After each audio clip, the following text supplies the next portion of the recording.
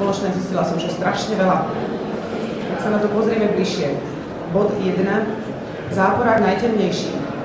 Keď zlo tak priam stelesnené, či už je to Sauron, Darth Vader s imperátorom Palpatinom alebo Voldemort, vždy sú temnejší ako moc, zlovoľní do špiku kostí.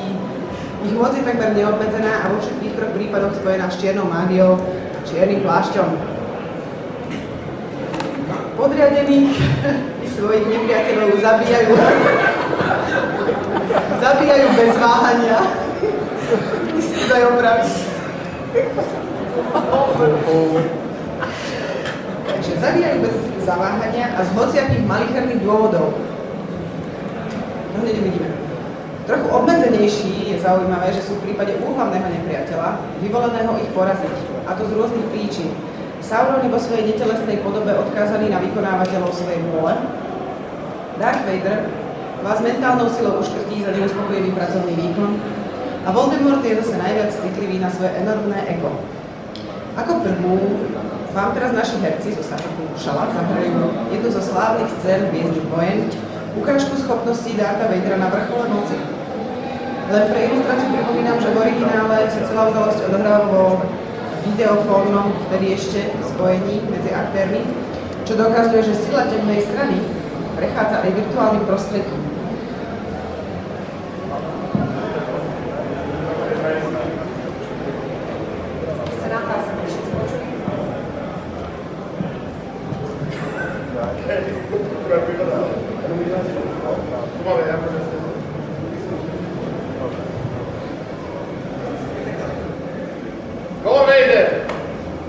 Flotila akorát prešla na dosvetelnej rýchlosti a pripravujeme sa.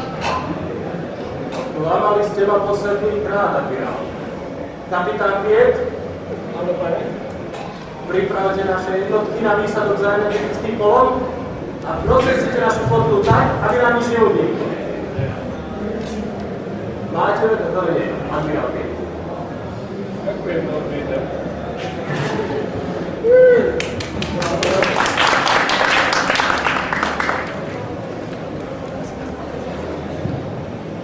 To bola kratšia, ale ešte chvíľa dosť, nebojte sa. Druhý pod poradí záporák aristokrat, ďalšie zhodné črty. Zaujímavá zhoda, všetci traja, naši záporáci sa titulujú lordmi. Z toho dvaja dokonca temnými lordmi. Ukazujú tak svoju nadradenosť, kompenzujú si niečo. Pokým Sauron len blahosklonne so zábleskom v očku prijíma označenie Lord of the Rings, ako králi prijímali svoje prívlastky, Darth Vader už je svojimi zamestnancami oslovovaný ako Lord Vader, ale to vyplýva asi z namyslenosti si to všeobecne, oni sú všetci lordi. Kdežto Voldemort, ten normálna štetka, ten sa otituloval sám.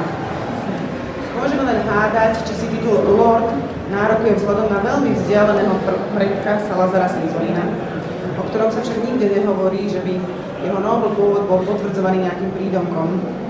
Možno ho proste odkúkal od Dartha Vadera, Voldemort, ktorý, ako vieme, žil síce ďaleko preďaleko, ale zároveň pred dávnymi časmi. Takže Voldemort bol až po ňom, mohol sa inšpirovať. Ste pripravení?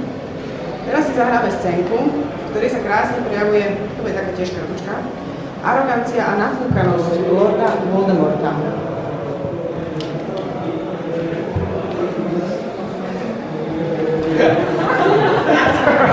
Budú aj špeciálne efekty.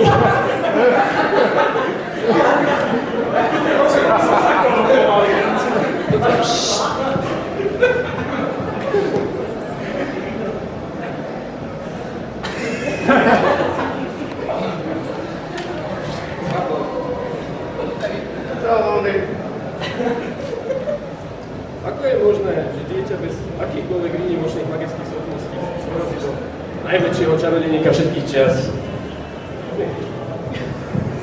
Ako to, že si prežil iba s jazvou, keď moc Lorda Voldemorta bola zničená? Prečo mňa to zaujíma?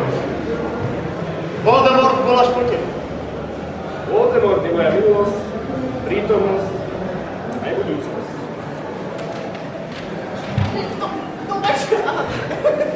Ja viem, že je pravda.